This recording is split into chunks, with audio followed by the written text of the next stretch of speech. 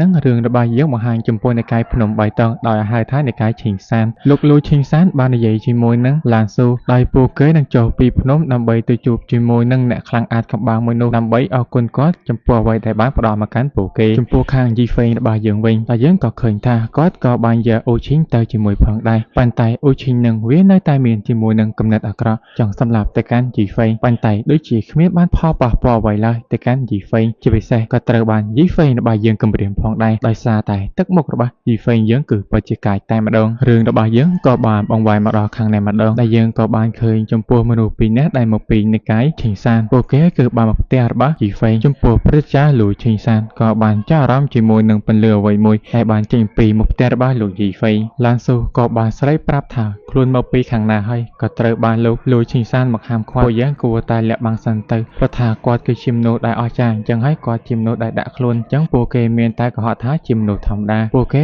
ក៏បានចូលមកដល់ខាងក្នុងស្រាប់តែពួកគេក៏បានឃើញជាមួយនឹងស្រមោលពន្លឺពណ៌មាសដែលកំពុងតែដើរហើយនោះត្រូវបានគេឲ្យឈ្មោះថាឡោហានពួកគេទាំងពីរនាក់គ្រាន់តែឃើញថានោះគឺជាព្រះឡោហានហើយពួកគេក៏មានការភ័យខ្លាចតែម្ដងខ្លាចថាត្រូវបានធ្វើបាបទៅដោយព្រះឡោហានទាំងអស់នោះប៉ុន្តែអ្វីដែលគួរឲ្យភ្ញាក់ផ្អើលនោះឡោហានទាំងអស់នោះបែរជាទៅសម្ដែងឲ្យទៅកាន់ពួកគេទាំងពីរនាក់នេះមើលព្រោះថាការសម្ដែងនឹងពិតជាកំប្លុកកំប្លែងតែម្ដងបើសិនជាអ្នកដែលចង់ដឹងថាវាកំប្លុកកំប្លែងមិនទៅមើលខ្លួនឯងទៅខ្ញុំអត់អាចដាក់វីដេអូពេញបាននោះទេចឹងឲ្យសង្ឃឹមថាអ្នកគ្នាពិតជាយកអំពីការនិយាយរបស់ខ្ញុំទៅចុះប៉ុន្តែមានអីត្រង់ហ្នឹងក៏វារឿងសើចកំប្លែងបន្តិចបន្តួចផងដែរនិយាយទៅពិតជាអូយ30ប៉ែហ្មងកំពុងតែសម័យសុកហ្នឹងស្រាប់តែមានទឹកអ្វីទេក៏បានជះមកលើក្បាលលោកលួយឈិងសានតែម្ដងដែលនោះក៏ជាស្នាដៃរបស់កូនសិស្សយីហ្វេងរបស់យើងដោយឈ្មោះថាសងឈិងគ្រាន់តែឃើញភ្លាមពួកគេក៏មកគោរពតែម្ដងសងឈិងក៏បានណែនាំថាខ្លួនគឺជាកូនសិស្សរបស់លោកយីហ្វេងដោយសារតែមិនចង់ឲ្យខាពេកខ្លួនត្រូវតែមកបោសសម្អាតសិនស្រាប់តែលោកលួយឈិងសានក៏មានការយល់ច្រឡំថា